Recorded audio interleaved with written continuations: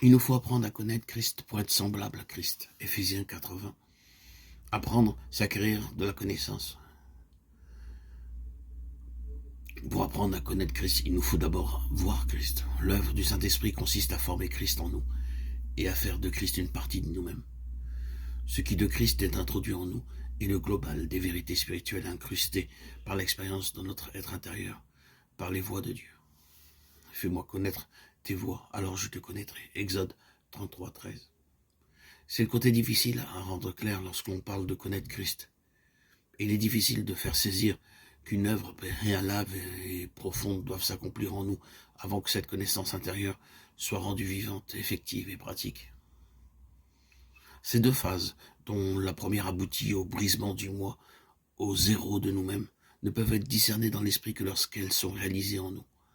Apprendre à connaître Christ, c'est être rendu conforme à lui par une marche et une conduite semblables à celle de Christ.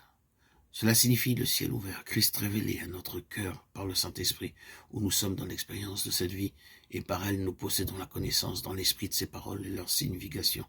Elles sont en nous des réalités spirituelles qui nous gouvernent entièrement. Jean 5:19, 5:38, 28, 14, 9, 10. Ce ne signifie pas que jusqu'alors nous n'avions aucune connaissance, mais elle était en grande partie objective. Et bien que nous comprenions les paroles du Seigneur, nous ne savions comment elles s'expriment, se traduisent et se définissent, n'en possédant pas les valeurs en nous-mêmes, dans notre esprit. Ceci est l'explication de cet élément d'incertitude en nous, accompagné de nombreux si. Entendre la voix de Dieu, rechercher et connaître sa volonté demande la connaissance de Christ en nous, par la révélation du Saint-Esprit. Apprendre Christ sous l'onction, nous le voyons, demande la mise de côté de ce que nous sommes par nature. La souveraineté et le gouvernement sans conteste du Saint-Esprit. Nous ne saurions être rendus semblables à Christ sans cette connaissance vivante de lui-même, en apprenant Christ par sa vie qui nous gouverne. Crucifié à cause de sa faiblesse, il vit par la puissance de Dieu, 2 Corinthiens 13:4. Comment saisir ce paradoxe apparent, car en lui résidait la puissance de Dieu. Notre Seigneur a vécu sur la base du principe de la croix, ayant accepté d'être mis entièrement de côté, afin que tout procède du Père, et ce fut par ce chemin qu'il alla à la croix pour être crucifié.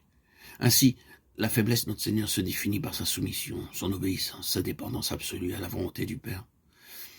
Il ne dispose jamais de lui-même, ne se tourna jamais vers son âme pour décider et agir étant sous l'onction. Il ne pouvait faire un seul pas, à moins de savoir dans son esprit si la pensée était bien celle du Père et qu'elle était bien sa volonté. Ce fut donc en demeurant sur la base de ce principe qu'il vécut à partir du Jourdain. Cette faiblesse qui était dans sa soumission absolue s'exprimait dans ses déclarations. Jean 5:19, 5:30, 6:57, desquelles ressortait la négation à toute indépendance. C'est ainsi que la puissance de Dieu se manifestait en réponse à la parfaite soumission de son âme, et que toute gloire revenait au Père. Je ne cherche pas ma gloire, c'est lui qui fait les œuvres. Jean 8:50, Jean 14:10.